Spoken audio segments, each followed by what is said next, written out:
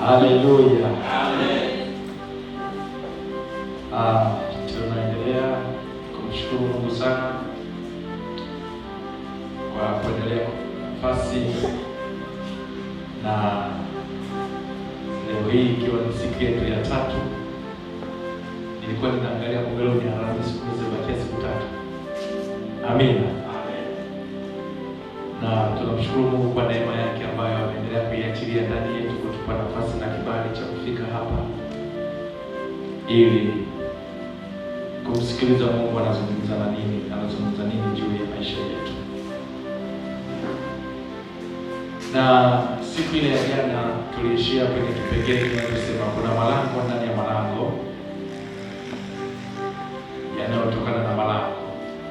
Mtu mmoja alienda kubadilisha sheria ya nchi,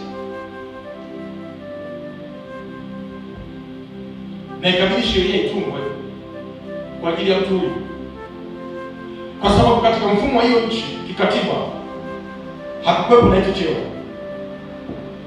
Nazungumzia Yusufu. Wakati anawekwa gerezani hakukuwa na cheo cha waziri mkuu. Anatolewa gerezani, anakuja kwa Farao, anampa tafsiri ya ndoto na maana yake na namna ya kuweza kutoa ufumbuzi na utatuzi wa changamoto inayowakabili mbele yao kwenye ile miaka 7 hivi ya njaa. Anatoa mpaka suluhisho. Una miaka 7 ya chakula, una miaka 7 ya njaa. Sasa cheki, miaka 7 ya chakula, uweka akiba sehemu ya 5. Sehemu ya 5 kimahesabu ni 20%. Ni 20%. Sehemu ya 5 kimahesabu ni 20% kwa mwaka. Weka kama akiba. Kwa maana ndani ya miaka 7 atakuwa na 100 na ngapi? Na 40. Atakuwa na listi ya ngapi? 40. Katika 100. Anasema atakuwa na 140. Kwa kwenye ile akiba bado ana akiba. Unaelewa vizuri? Kwenye akiba bado ana akiba.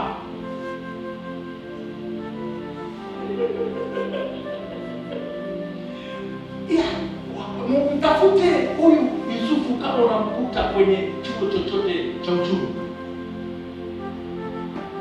Kazi yake ilikuwa ya kuchunga kondoo porini. Si ndio? Haki ya elimu mtoa. Anakosa haki ya elimu, anakosa haki ya afya, anakosa haki ya chakula, anakosa haki ya mavazi. Ukishakuwa mchungaji porini, unakosa haki ya chakula, kwa sababu mlo wako utakuwa ni mafuta mingi. Mlo huu tena asubuhi, kwa badala ya tumbo lipate chakula ambacho kinaendana na asubuhi, wewe unatengenezewa dona. Kuna kosa ile haki.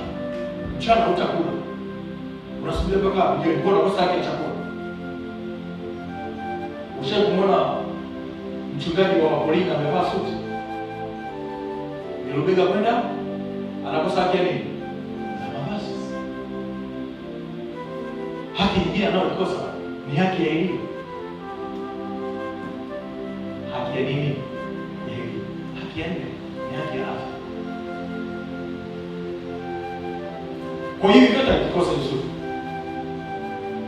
Kwa jamani kwa wapi gerezani. Lakini pamoja na hayo yote, jamani na Mungu. Liko vizuri na Mungu. Kwa hiyo Farao anaota ndoto, anawaita watu ambao anawategemea kwenye usaidizi wake. Hakuna hata mmoja anaweza kutoa tafsiri ya ndoto. Yule aliyemweka ndani. Yule aliyemweka ndani anapelekea taarifa Farao, sikiliza, kuna kijana yuko gerezani.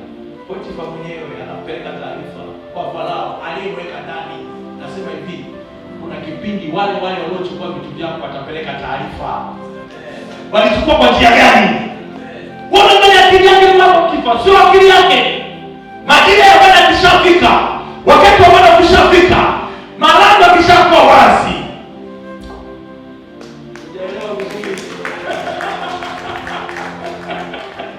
Haleluya. Nasema haleluya. Haleluya. Una uhakika sema ndani. Aliota ndoto, alipomtafsiria ukamtoa ukampa cheo, ni kwa ajili yake huyu. Nina uhakika na hili atakusaidia. Na Biblia anasema akavalishwa mavazi mapya. Kwa hiyo maana kabla ya kwenda kwa Farao alipelekwa shopping. Na wewe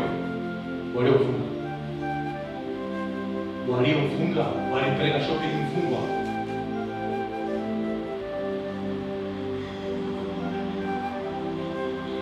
Hii suti vipi kwa sababu hii hapana. Hii kiatu vipi hapana, hiki hapana. Mfungwa kwa sababu hauwezi kwenda kwa Farao na mavazi ya mfungwa. Hauwezi. Kwa hiyo wanapoenda anavishwa kwa kwanza na Farao. Anamwambia ndugu yangu ni mmoja tafsiri. Kwa anamuelezea, alafu anasema hivi, anatoa mpaka suluhisho, tafuta mtu ambaye mwenye akili atakaye kufanya kazi na wewe kwenye miaka 7 ya chakula, aweke sehemu 5 kama akili miaka 7, na baada ya hapo ile akili ndio kusaidia miaka 7 ya chakula. Farao anasema nini pale? Unaona anasema, anasema hivi, tumpate wapi mtu mwenye akili kama kwa maana yake mwenye akili.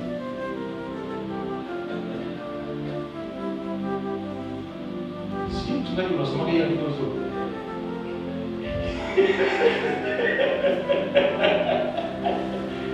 Hasabi, tumpate wapi mtu mwenye akili kama kwa yeye yana unaweza kuwa kiongozi bila akili. Sasa unaweza kuwa kiongozi huna, alafu yule aliyeko matongo anayechunga kondoo linakuja ni jamaa likiwa lina akili ya kibingu, alafu linatoa suluhisho tatizo ambalo linalo kusumbua. Unasema hakuna mtu mwenye akili kama. Kwa hiyo tunakuja katiba inasemaje? Hakuna hicho cheo, hakuna hicho cheo. Si kabili katiba marekebisho ya katiba kwamba tuweke cheo gani? Cheo cha waziri mkuu. Jamani, natoka gerezani linatengenezewa cheo, nafasi kutoka kwenye mavazi ya kifungo,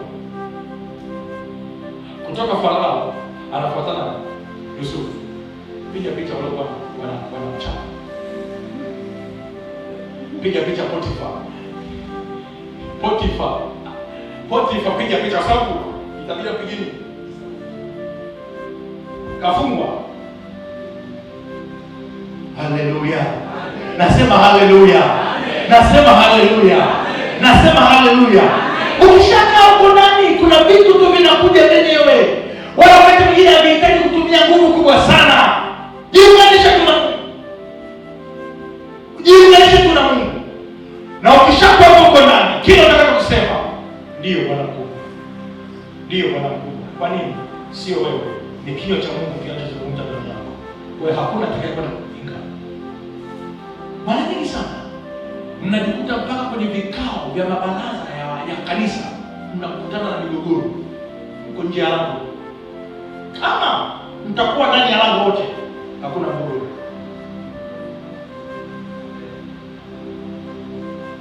Mwingine anataka agenda yake akizungumza agenda yake watu waseme ndio. Ikipikwa kasusa.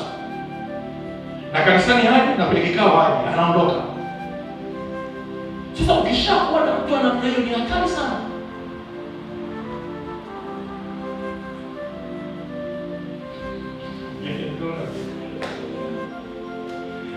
Haleluya. Haleluya. Kwa hiyo nimekazia kidogo kwenye hilo eneo kwa sababu ndio eneo muhimu kwako la kufungua lango. Sasa ni jioni, lango la tatu limeshafunguliwa. Kwa hiyo nakuja kwenye semina, lango limeshalifungua. Naenda kwenye semina Moravia. Haleluya. Haleluya. Haleluya. Kwa hiyo wewe uko hapa nimekuombea. Kwenye lango ambalo mimi nilifungua jioni, nimekuombea kwamba watu wanapoonipa, wape usikivu, wape uelewa, wape ufahamu, wape nguvu ya kutenda. Halo? Haleluya. Haleluya. Sasa, weti kufungua lango la mwaka kama huna haki. Huwezi kufungua lango la mwaka kama hauna haki. Hebu sema, siwezi kufungua lango la mwaka. Najua unaandika.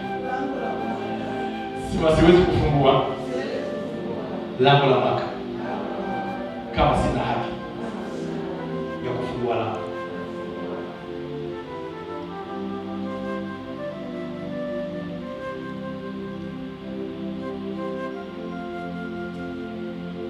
Isaya 60:11 unaposema malango yako nayo yatakuwa wazi daima, hayatafungwa mchana wala usiku, ili watu wapate kukuletea utajiri wa mataifa na wafalme wao wakiongozwa pamoja nao. Malango yako nayo yatakuwa wazi. Kwa hiyo huwezi kufungua lango kama hauna haki.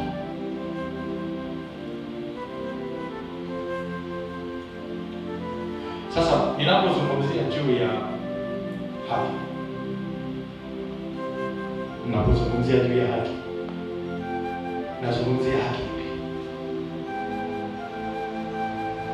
Nazungumzia haki ipi?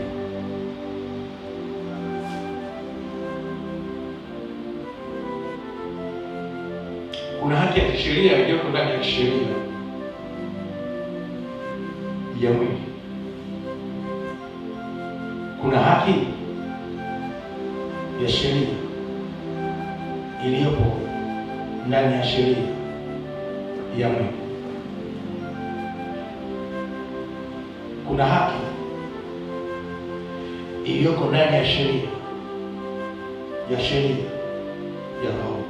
Kwa tunapozungumzia hauwezi kufungua lango la mwaka kama hauna haki, tunazungumzia haki ipi? Kwa sababu lazima uelewe, sizungumzii haki iliyopo katika mfumo wa sheria ya mwili. Nazungumzia haki iliyoko ndani ya sheria roho.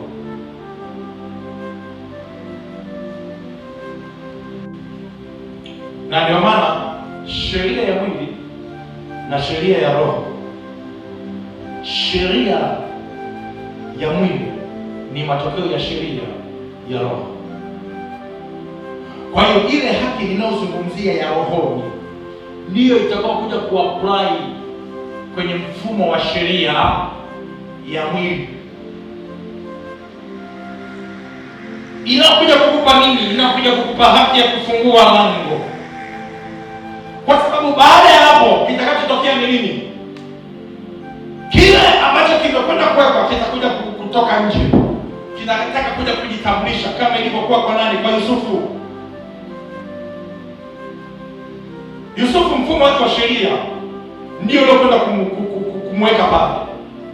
Angalia kila alichokizungumza katika ulimwengu wa roho kiliandaliwa, kilivyoandaliwa. Akasema no, sheria yetu haiko hivi, lazima tuichukue hii sheria sasa, tutengeneze nafasi ili huyu mtu aje atusaidie,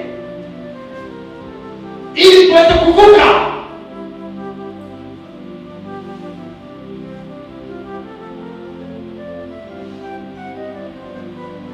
Haleluya, haleluya, haleluya. Okay, acha nitolee kina Paulo na Sila. Halo, kina Paulo na Sila. Sema Paulo na Sila walifunga kafunga, walifunga kafungwa.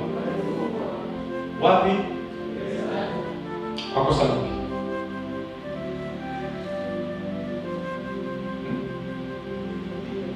Nakuhubiri ndio, si ndio? Kwa ajili ya kumponya yule mwanamke aliyekuwa na pepo la kuagua. Sio kile msemo. Wale mabwana walipoona tumaini lao limepotea, tumaini la kwa mganga wa kienyeji, kwa sababu walikuwa wanapeleka mapato kwao, tumaini limepotea. Pepo la uaguzi alipo, pepo la utabiri alipo, Biblia inasema yule mwanamke mwenye pepo walipomuona Paulo na Sila, pepo lile likasema, hawa watu ni watu wanaohubiri habari njema ya wokovu. Pepo lenyewe linasema, pepo lenyewe linafanya nini? Linasema kwa kina Paulo na Sila kumwangalia, wakamwonea huruma, akasema, pepo mtoke mtu huyu.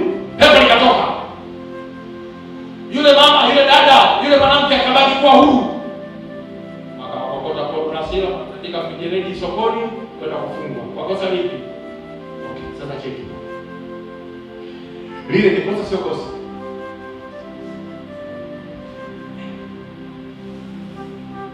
Okay. Labda nijipe Yusufu alifungwa kwa ajili ya kosa lipi?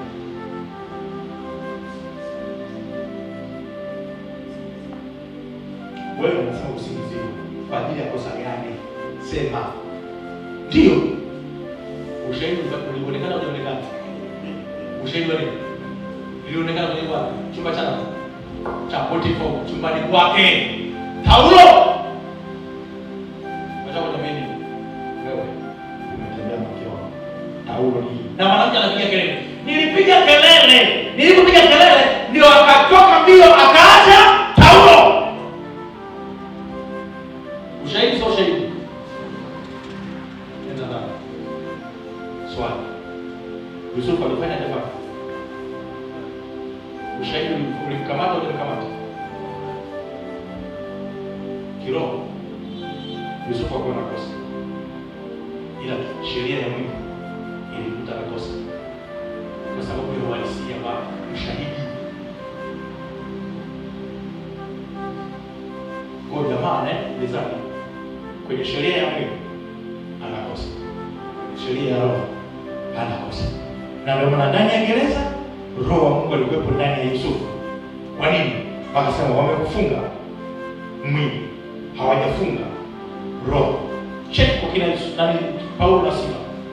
Nao vile vile wamewafunga mwili, hawajawafunga roho. Kwa hiyo sheria iliyoko ndani ya roho yangu ndani yenu itafanya kazi ndani ya gereza. Kwa hiyo ninyi nyamazeni. Kitaeleweka ni sheria ipi ambayo itakuwa na nguvu ya kuwatoa. Na ndio maana sheria ya Yusufu ikamtoa gerezani na sheria ya nani?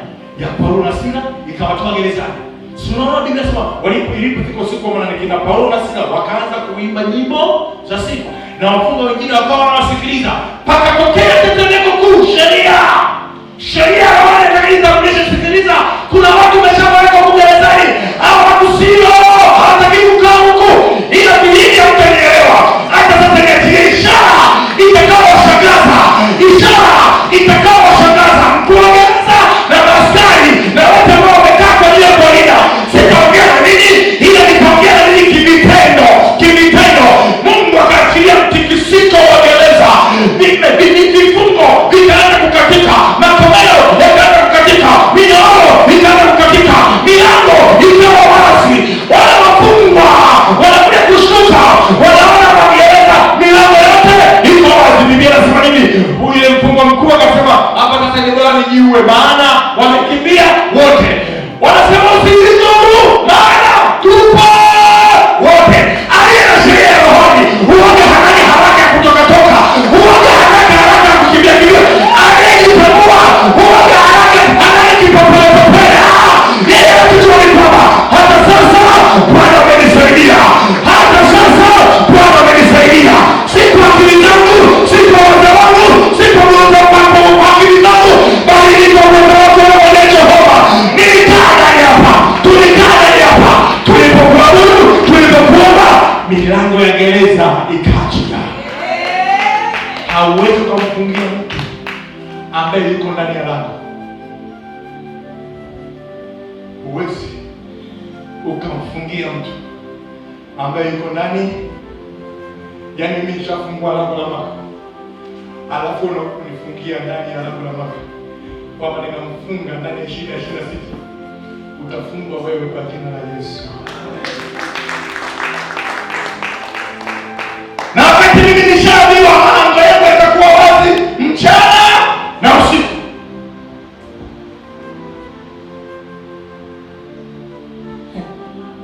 sijui hata kama hili somo litafika hata robo. Haleluya. Haleluya. Haleluya. Nasema haleluya. Angalia kilichotokea. Aisee, kwa Mungu wenu nifanye nini ili mimi nipate kuokoka? Akaambiwa batizwe wewe na watoto wako. Jinga mmoja wewe na watoto wako. Sasa unajua walitaka kuwatoa kwa siri. Sasa unajua wale watoka kwa siri wasijulikane kwenye Biblia. Walijibu nini? Wakasema mlitukokota, mlitupeleka waziwazi wakiwa wanatuona watu.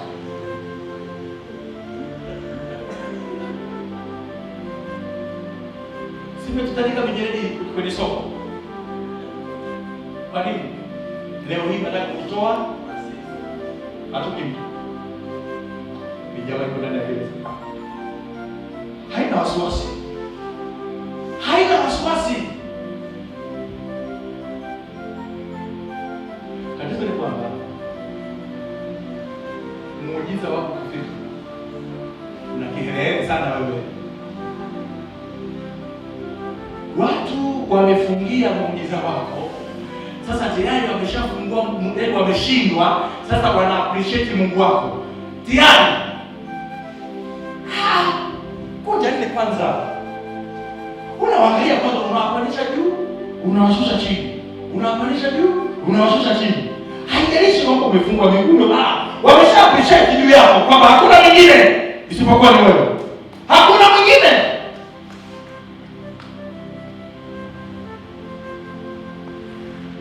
Usiwe na haraka.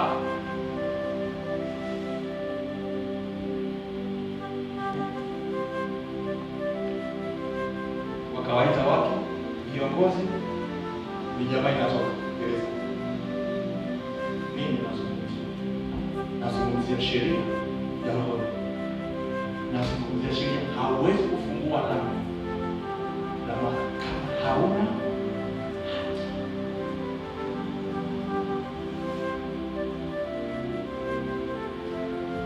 na haki. Ni matokeo ya nini? Ya sheria, si ndio? Kwa kufuata sheria za Mungu unapata haki.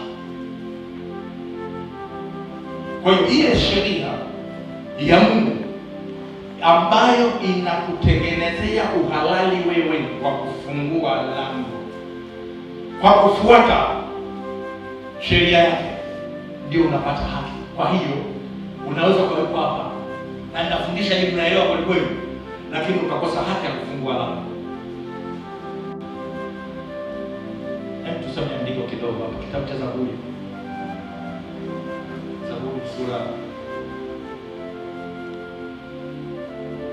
Zaburi 118.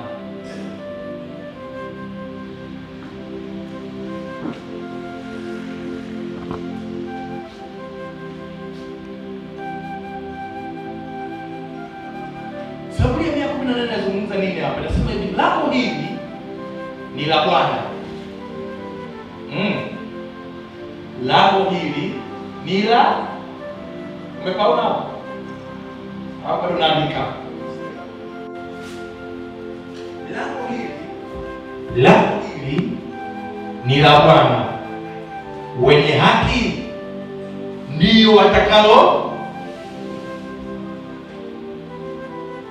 Umepaona vizuri? Rudi nyuma 19 mstari.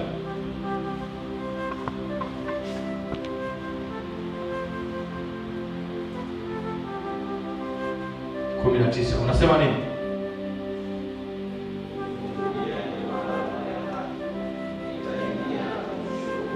Nifungulieni malango ya haki, nitaingia na kumshukuru Bwana. Alafu anasema 20 anasema nini? Anasema lango hili ni la Bwana, wenye haki ndio watakao.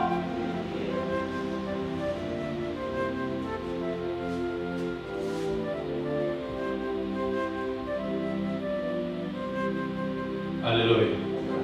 Haleluya. Kwa usije kasema tu nimepata bahati, nimesikiliza semina, nimepata bahati ya mafundisho ya kufungua lango la mwaka, nimeelewa. Je, una haki? Haki ipi ya kufungua nini lango?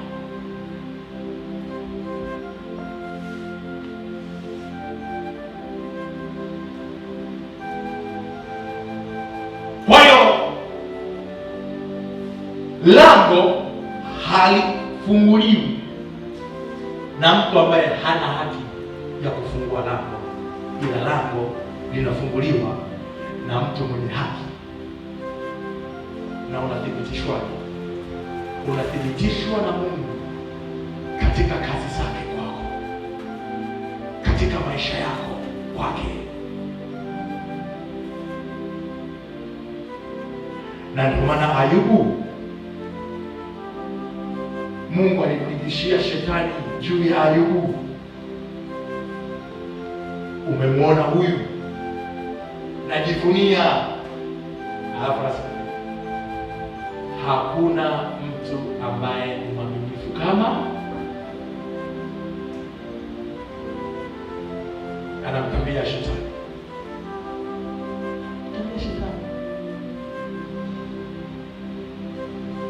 Na anapoelezea hili, maana yake ana uhakika na kilichopo ndani ya Ayubu, kwamba ni mtu asiyebadilika. Unajua tatizo, wanadamu, my dear, my friend, tunabadilika. Ukiwa kanisa mwingine, ukitoka nje mwingine, ukiwa kazini mwingine, ukiwa kwenye sherehe mwingine, ukiwa kwenye msiba mwingine, ukiwa kwenye mikoba mwingine. Nasema hivi, ukiwa saluni mwingine.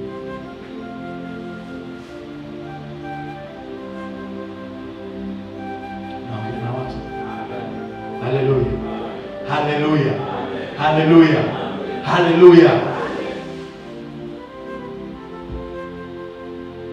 Kwa Mungu anapokuangalia, Mungu akikuangalia anakuona kama mimi Chikoga. Mungu akiniangalia anaona Chikoga 9.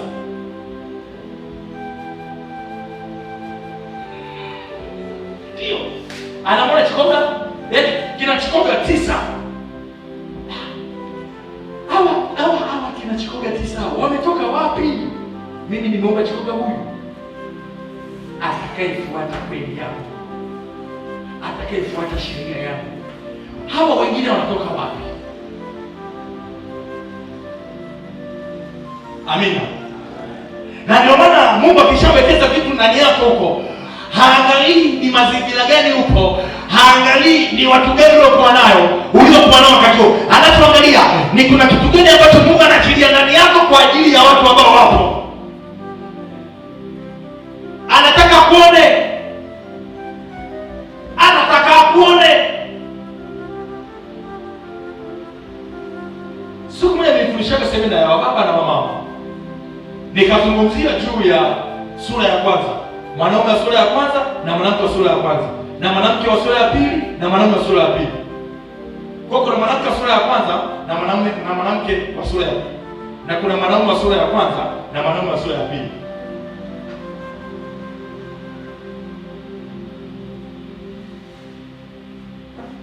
Haleluya. Nasema haleluya. Amen. Nasema haleluya. Amen. Tazama ni nyanya yako. Wewe unataka kubadilika manga?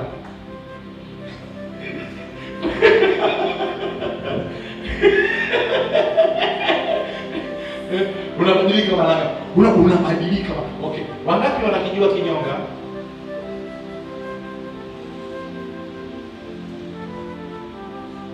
Bona una msimamo mwenzangu wewe. Kuna wimbo unaimba kama vile popo si ndege si mnyama. Mwingine akasema kama vile kinyonga anapobadilika rangi, anabadilika rangi. Je, anabadilikaje? Anabadilika kutokana na majani.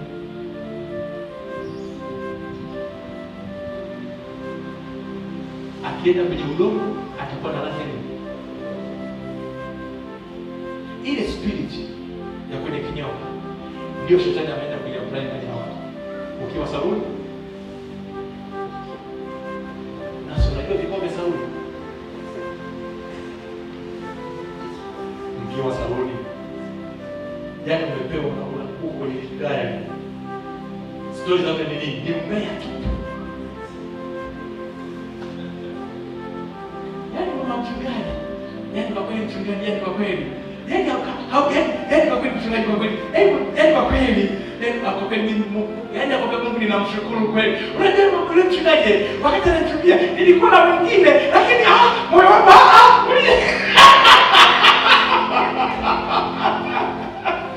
ikatokea tu kwa kweli, yani kwa kweli mnamshukuru Mungu. Zinatoka wapi?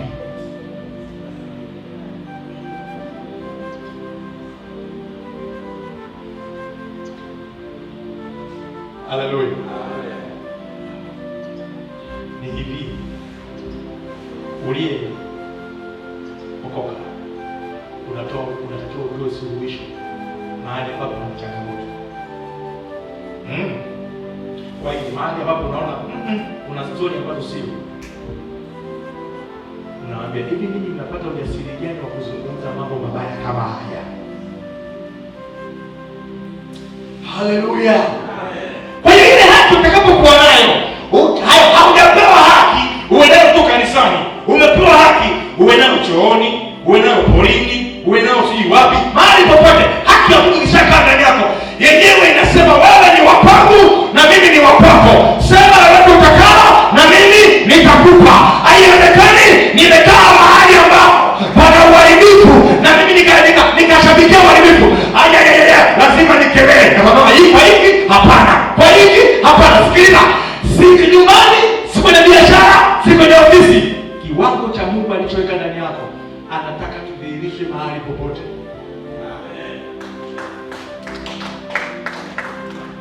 Ile haki utakapokuwa nayo, lango lako litakapokuwa wazi, kulifungua pa kwa maana yake unathibitishwa. Sema nathibitishwa, sema nathibitishwa. Kwa hiyo Mungu anakuthibitisha kwa sababu ile haki iko ndani yako. Kwa hiyo ukitembea unatembea mwenye haki.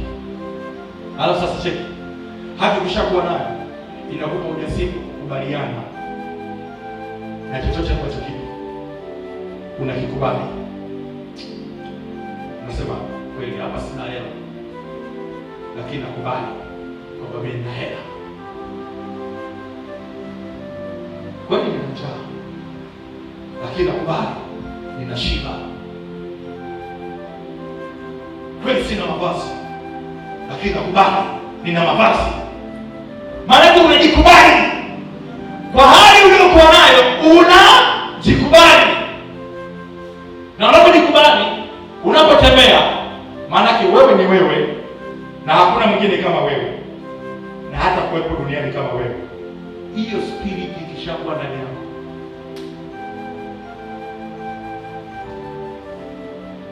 vitu vyote vya kimfumo ambavyo vimetengenezwa kwa ajili ya mazuio vitasema hatuwezi. Kwa nini? Kwa sababu hili jamani limejikubali tu.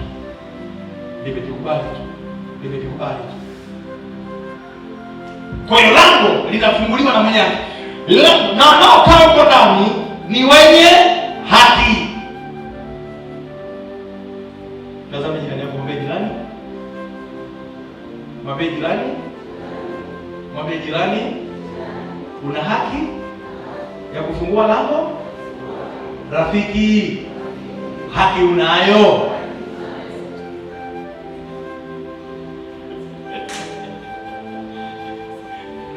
Haleluya, haleluya, haleluya.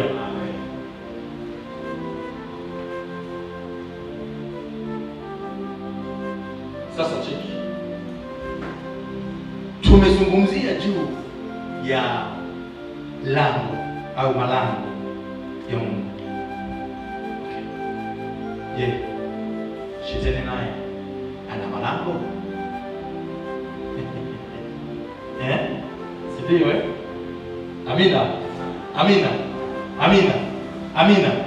Je, na shetani naye ni watu wepi ambao anaofanya nao kazi? Anao. Kwa hiyo nilizungumza ile siku ya kwanza, wakati unajitahidi sana kuwa na mamlaka ndani ya huo mwaka, utakuwa unajitahidi sana kuwa na mamlaka ndani ya huo, wewe kuna mnashindana, tunashindana. Ufalme wa mbinguni utatekwa na wenye nguvu, na wenye nguvu ndio watakofanya nini? Watakaoteka.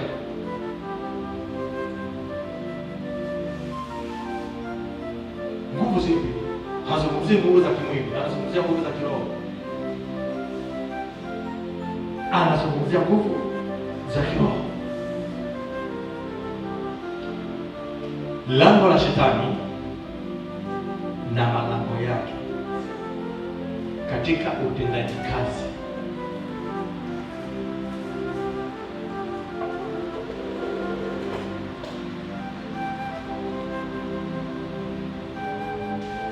La shetani, malango yake katika utendaji kazi kimfumo. Hebu kwanza tusome kitabu kile cha Mathayo Mtakatifu. Baada kama 10 tunamaliza kitabu tu. Mathayo Mtakatifu, nataka tuweke kitu fulani hapa, alafu kesho nitaelezea zaidi kwenye hili eneo. Amina. Na kwenye hili eneo kesho kuna mambo ambayo tutafanya. Kuna wengine watakuwa hawaelewi, na Mungu atataka kuwathibitishia kwenye maombi. Tutakapofanya hapa maombi, kuna wengine watathibitishwa kwenye maombi, wengine watathibitishwa kwenye ndoto, wengine watathibitishwa kwenye maeneo, kwenye hili eneo. Amina. Amina. Kitabu cha kitabu gani? Mathayo sura ngapi?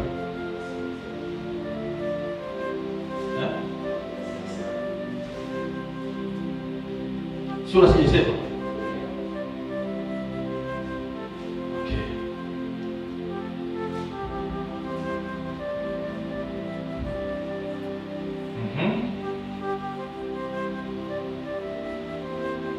Mathayo sura ile ya 16.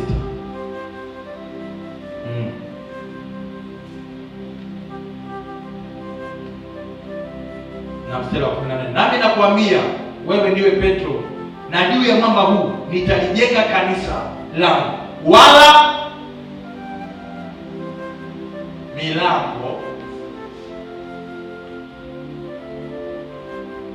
milango ya nini?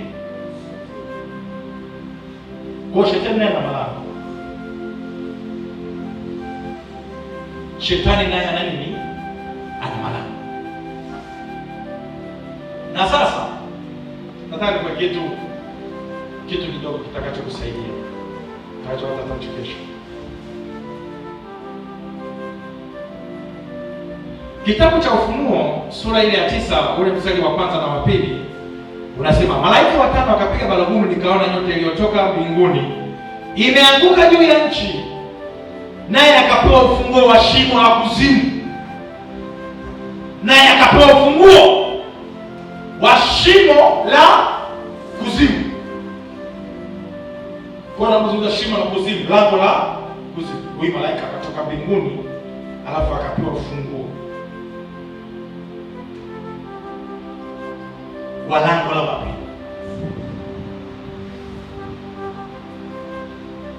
Ili afanyaje? Afungue.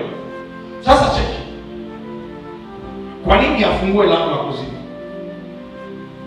na kwa nini asifungue lango la mbinguni? Kisha afungua lango la mbinguni. Lango la mbinguni lilifungua, alipewa oda kwamba nenda, kuna vitu viko kuzimu. Na ndio maana mahali pengine nasema kwamba tutapewa hazina zilizofichwa. Tutachukua mpaka hazina zilizofichwa. Hazina zilizofichwa wapi? Zilizofichwa kuzimu. Mifumo yote ya mali unayoiona wanatembea nao matajiri, ile ni sehemu yetu sisi. Wameiba, wakaigeuza, wakaifanya kuwa uhalali wao, wakaiatamia, wakatengeneza na miungu yao. iabudu ili wao waweze kuwa matajiri. Sasa naambiwa unapewa na funguo. Sasa sema amen. Tofauti ya malango ya kuzimu na malango ya mbinguni ni hii.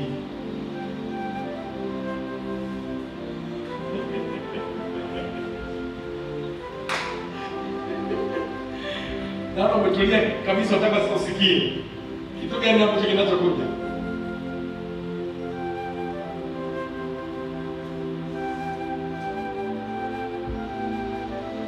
Umeona hili eneo,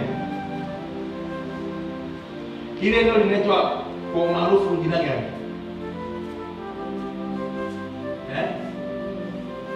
Bigwa. Yaani maarufu si Bigwa, si ndio? Maarufu wa jina la Bigwa, hiyo yote Bigwa hii, si ndio? Sasa unaona hapa Bigwa, hapa sema Bigwa. Sasa hapa Bigwa, wewe si uko hapa tofauti yake ni nini? Wao wanakuwa na malango ya kuzimu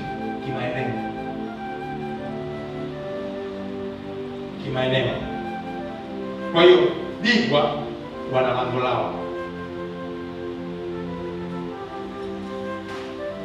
kule wapi? Misongeni unakuwa na nini? Alafu sasa malango yao wao yanawasiliana kutokana na viwango vya mamlaka ya hayo malango.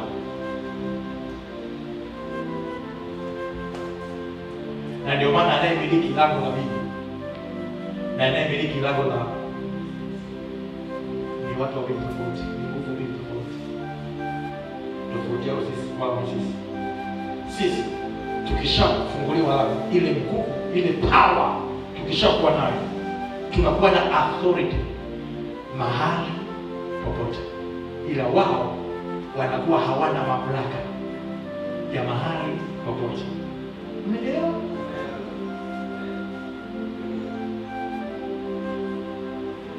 Jana juzi nilikwambia Ushironi walikuwa wanatafuta nguvu ya utawala wa kukamata mwaka kikanda, na akasema kwamba kwa sababu tumeshindwa, tutakuwa kwenye adhabu mwaka huu wote.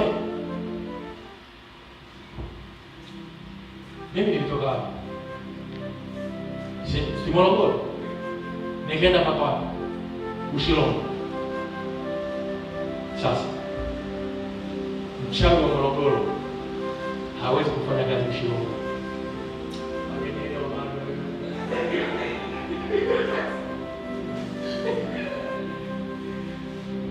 Tofauti yao na sisi ni hiyo. Wewe ukishakuwa na haki na Yesu ndani yako, Marekani Yesu wako anaonekana, Uingereza, Japani, Nigeria, Malawi, yaani yeye akishakuwa na kaeni ndani yangu na mimi ndani yenu. Kwa hiyo Mungu hakugawa mipaka katika umiliki kiroho, ila shetani. Sikiliza nikwambie wewe, ngoja nikufasiri. Wewe unatetewa sana kwa sababu hujui siri zao. Hawana lolote, na hata kama wapo walisikie, hawana lolote, hawana lolote. Wanataka usaidizi. Kuna kajamaa kamekuja hapa kamejenga, kana haribu mambo yetu, wanaenda kutafuta msaada ili waje wapate nguvu nyingine kushindana na wewe. Wanafikiria kwamba wakichukua mtu mwingine kushindana na wewe, wale ile nguvu waliokuwa nayo itakuwa kubwa kuliko waliokuwa nayo. Kumbe uliokuwa nao wewe ni kubwa kuliko wao ambao wanao. Wao wanaangalia kimwili, wao uko tayari kiroho. Vita vyetu si vya mwili na jana, vita vyetu ni vya ulimwengu wa roho.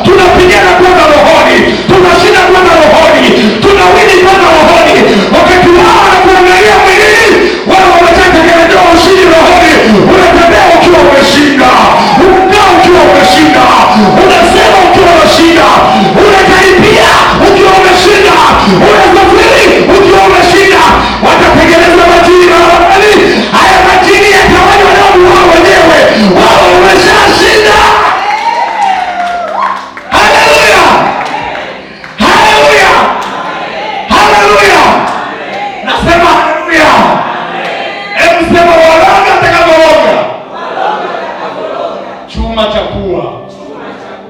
Sasa sema ni chuma cha pua, wanakusikiliza.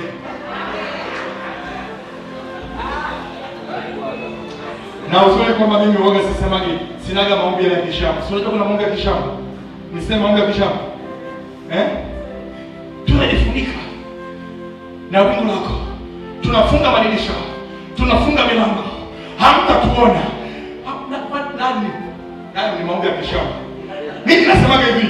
Nafungua madirisha. Kamuulize Danieli, alifungua milango na madirisha kuelekea wapi? Ili wakati anashadalize wambea waone na wasikie. Tumejificha. Jificha sasa. Najificha ubavuni. Najificha kwenye baba zako. Wapi? Mimi sijifichi. Nataka nionekane. Kwa sababu wewe Mungu unataka univunie kwangu. Anataka nivunie kwako. Anataka nivunie kwenye kazi yako. Anataka nivunie kwenye biashara yako. Anataka nivunie kwenye familia yako. Sasa unapojificha atajivuniaje? Alimwambiaje Ayubu shetani? Mungu alimwambiaje Ayubu shetani? Akamwambia unamuona. Kwa hiyo Ayubu hakuwa na maombi ya kujificha. Simama. Unamuona mtumishi? Unamuona? Unamuona? Sikiliza nikwambie wewe. 2026 hakuna mambo ya kujificha. Tunapigana wazi wazi. Nasema hivi, kuna wengine mkila kuku ukati hata yule jirani yako asikie, maana anakula tembele kila siku. Toa nje, kulia nje. Kama ni pilau pika tena ni mwage hata kuweka kwenye bakuli, weka kwenye sinia. Kuna mti mzuri, kaa pale. Kwa sababu wamesema sana, wamekoroga sana. Sasa unawawekea nje. Tena unaambia karibuni tule. Alafu ile paja usile na karaka, unakika unaweka chini.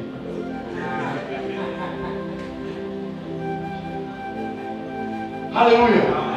Haleluya. Watabaki wanashangaa. Wakati kuinuliwa kwako, wanabaki wanashangaa. Wanasema, "Imekuwaje?"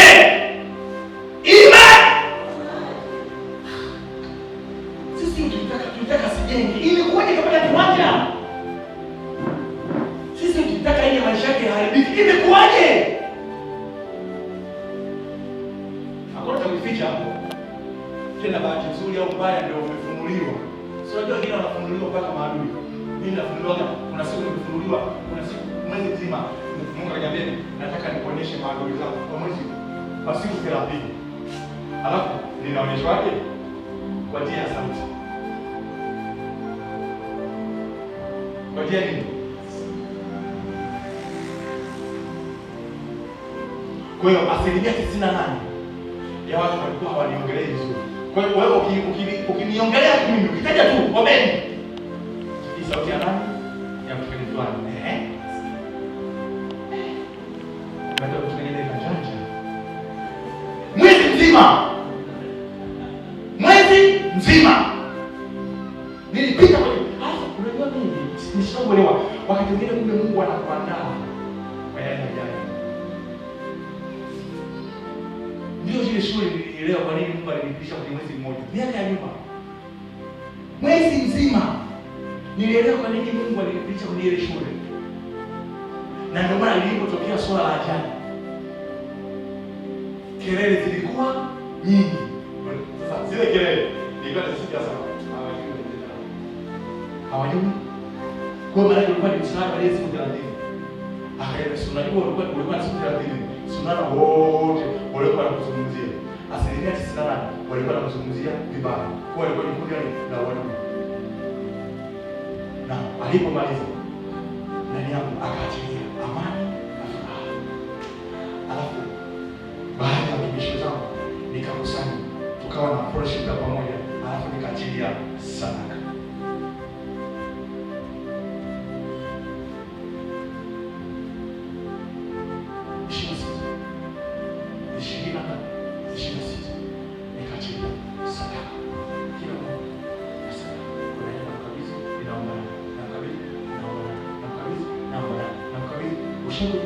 Unaachilia sadaka kwa adui anayekusema vibaya, halafu anakasa.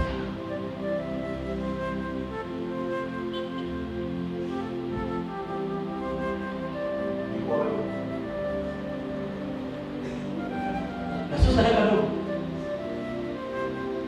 ni sadaka ambayo ukibarabara kwa matumizi unakula siku 15.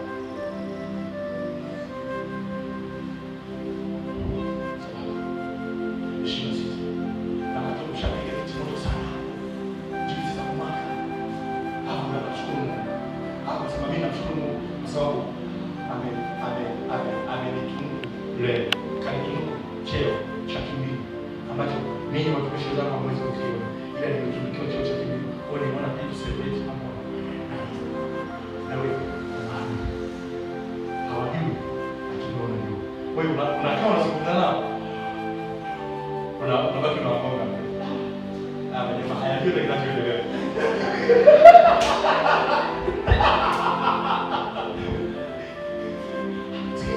Na mimi kwa chini wanasema wao mtumishi wa Mungu, ngoja tukuombee. Nikaambia usikubali ndio kwa.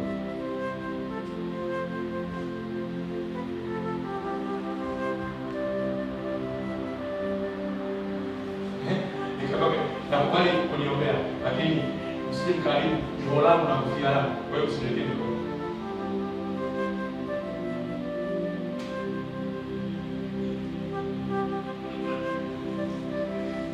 Maana nimetumikiwa. Akasema haina shaka, tunazunguka tunaweka kati. Si unajua shaka sadaka. Si unajua pale ilikuwa na sauti. Imeunganishwa Mungu wa roho na Mungu na madhabahu. Kwani anjie watu ya kufundisha. Nasema hivi. Nilipomaliza usiku nikapiga simu na kiongozi wa watumishi. Akasema kwa nini unapokuwa kala moto? Kala moto kivipi? Ile sadaka ni kala moto wewe. Nasema vipi kiongozi mwenyekiti? Ni kala moto. Ni kala moto lile. Chikoga. Mimi naomba tunisamehe. Nisamehe. Nimeongea naye. Nimemtuhumu. Sadaka inanena. Inanena. Sadaka inanena. Sadaka inanena. Na ndio maana nakwambia Jumapili tunawamaliza kwa sadaka.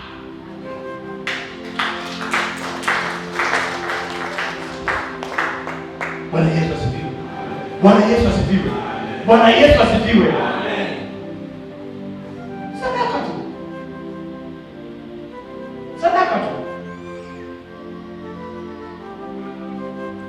Kwa mimi nakupa sadaka, ninapokupa sadaka, ile sadaka inakuwa ni kusemesha. Na ndio basi mmoja nikazungumza matumizi ya sadaka. Ukienda kinyume na maelekezo ya sadaka uliopewa, maana hautaona matokeo ya sadaka uliopewa. Akaniambia yote. Akaja nyumbani na mke. Kesho yake akaja nyumbani na mke na watoto wake. Madhabahu iko bwana. Akafunguka.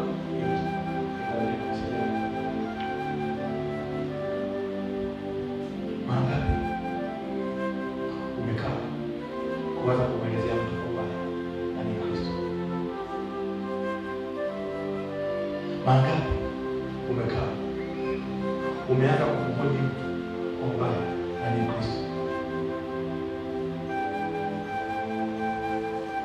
Mangapi umekaa unaanza kuhoji wokovu wa mtu?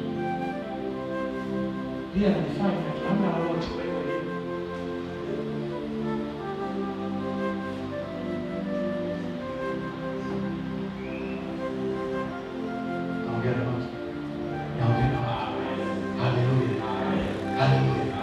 Umetofautishaje na wale wasioamini? Maana hauna tofauti na wale wasioamini. Na nini nikwambie? Hakuna wambea ambao ni hatari kama kanisani. Sasa usikasikie.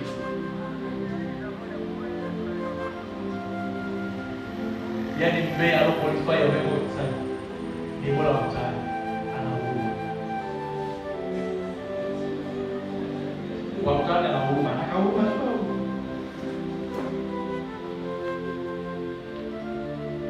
Sema Yesu nisaidie. Sema Yesu nisaidie. Okay. Natamani siku ya kesho tuanze mapema. Inafurahisha sana na dakika 40 pale ambapo naunganisha mabara matatu kesho kwa ajili ya kuombea mwaka wa 2026. Na muda mmoja rafiki ni kuanzia saa 12 dakika 30 mpaka 40. Kwa hiyo tulisi saa 10 dakika 20. Ndio tumaliza na mimi nikafanya hiyo furisho ya kuunganisha mabara matatu. Nikishatoka hapo naendelea na kuunganisha mabara matatu. Watembea katika uwepo wa Mungu. Kwa kile nitakachofundisha hapa ni amanacho kwa kuhakikisha katika apply mpaka juu ya maana pia zungumza na kazi zinazofanya. Haleluya. Kwa natamani siku ya kesho tuwahi ikiwezekana saa 11 kasoro au 11 kasoro msimame. Lisali moja dakika 20 inatosha sana kwa ajili ya kufanya kitu. Haleluya. Haleluya. Haleluya. Amen.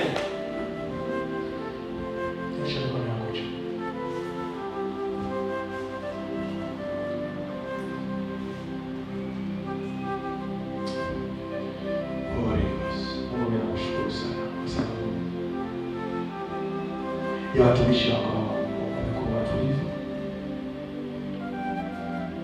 wamekuwa watulivu, wamekuwa watulivu kusikiliza wewe kulia haya. Ninakushukuru kwa sababu ya kibali ambacho Mungu umekwenda kunipatia mtoto wako na mtumishi wako kusimama kwenye madhabahu hii takatifu. Baba, ni mambo mazito magumu ambayo umeweka ndani yangu kuyazungumza, na wakati mwingine ni mazito kupita kiwango cha imani uliokuwa nayo. Lakini wewe Mungu unasema chakula kigumu ni kwa watu wazima, na hiki chakula ni saizi yao. Mungu, ninakuja kwako nikimaanisha ya kwamba kila aliyeko ndani ya hekalu hili usimpite,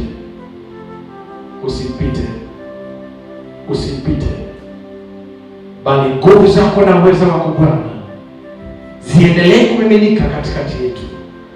Ujitambulishe kwao, jitambulishe kwenye maeneo, jitambulishe ofisini, jitambulishe kwenye biashara, jitambulishe kwenye kazi, jitambulishe kwenye afya.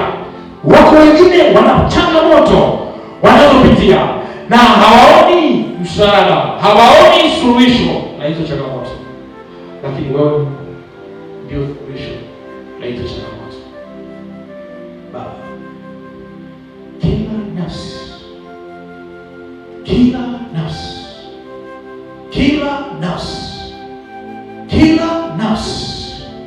kila nafsi iliyotomalia wala Mungu wajua maumivu ya ndani, wala Mungu wajua pito analopitia. Baba asante, Baba asante, Baba asante.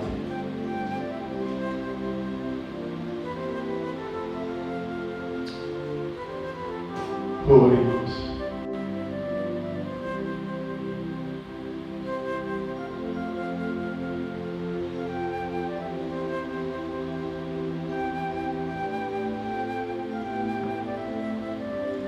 Inaonyesha kuna mtu ana maumivu, amebeba uchungu